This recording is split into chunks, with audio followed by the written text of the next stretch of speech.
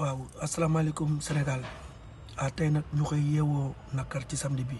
wax dëgg yàlla sunu yaay Ndeye Fatou Diouf di yaayu Faramare ni moo fi làkkoo tey wax dëgg yàlla